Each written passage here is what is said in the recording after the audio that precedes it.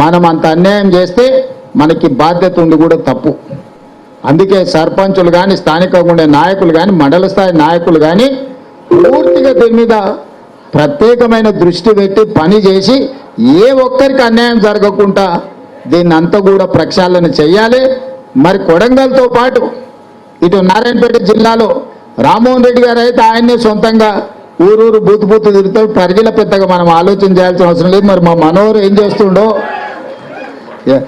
ఎకరాలు కొని గజాల బకరాలకు అమ్ముతుండేమో తెలియదు, కానీ అదొక 10 రోజులు మా మనోహర్ వాయిదా పెట్టాల్సిందే.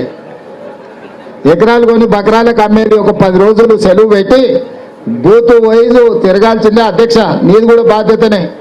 జిల్లా మొత్తం శివన నారాయణపేట మా డాక్టర్ అమ్మకు చెప్పి నువ్వే 84 అందుకే చెప్తున్నా, ఇటు ఉన్నోళ్ళ వేదిక మీద ఉన్న వాళ్ళకి అందరికీ నియోజకవర్గాల వారిగా నాకు ఇది ఒక్కటే కాదు, రాష్ట్రం అంతా నా బాధ్యతనే. అందుకే ఇటు ఉన్నోళ్ళందరికీ ఇక్కడ వచ్చిన వాళ్ళకు ఇంట్లో గెలిచి రచ్చ గెలవాలన్నారు. కొడంగల్ అగిన అనే దెబ్బ తగిలిందంటే రాష్ట్రంలో ఏం చెప్పినా ఉత్తజోలే అవుతుంది. అవునా?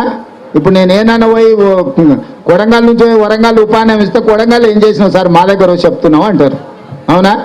అందుకే అందరికంటే నెంబర్ 1 మనం ఉండాలి. ఇవాళ పొజిషన్ నెంబర్ 1 మనకుంటే ఇందులో కూడా మన నెంబర్ 1 ఉండాలి. ఇవాళ వాళ్ళందరూ మన మీదనే పగబట్టి కదా పంచాయతీకి వస్తున్నారు. మన దెబ్బకే కదా బీఆర్ఎస్ వాళ్ళు బీజేపీ వాళ్ళు మొన్నటి వరకు నిప్పు ఉప్పు లాక్కున్న వాళ్ళు తాస్పాము ముంగిసలాకున్న వాళ్ళు ఇప్పుడు అల్లై బల్లై వేసుకొని తిరుగుతున్నారు చీకట్ల. మన దెబ్బకే కదా. అందుకే మనల్ని దొంగ దెబ్బ తీయాలని ప్రయత్నం చేస్తున్నారు. అందుకే మిత్రులారా అందరం అప్రమత్తంగా ఉండాలి. రాబోయే వారం రోజులు ఇక ఇంటికాడే సెలవు పెట్టుర్రి, ఇంట్లో కూడా చెప్పుర్రి. ఇంటికాడ రోజు పొద్దున్న 2 గంటల సమయం ఇంటాయనకు చెప్పి మా అక్కలకు మా చెల్లెళ్ళకు కూడా చెప్తున్నా ఇంటాయనకు సెలవు ఇరమ్మ ఒక వారం రోజులు ఈ పని మీద దిప్పురి. రోజు పొద్దుగాలు ఇవ్వగానే గుర్తు చేయరు, సార్ ఏవో పని చెప్పాయి కదా ఏం చేస్తున్నావు అని రోజు రాగానే అడుగురు. ఇంటికి రాగానే పొద్దుగాల బయటికి తోలురి, సాయంత్రం ఇంటికి రాగానే ఏం పని చేసినావు అని మా అక్కల్ని అడగమని చెప్తున్నా. లేకపోతే వాళ్ళు చెప్పకుండా ఊర్లో వేసి చెట్ల కింద కూర్చొని పెత్తనం చేస్తారు. లేకపోతే 100 ఉంటే తాండూరు పోతారు, 1000 ఉంటే పట్నం పోతారు.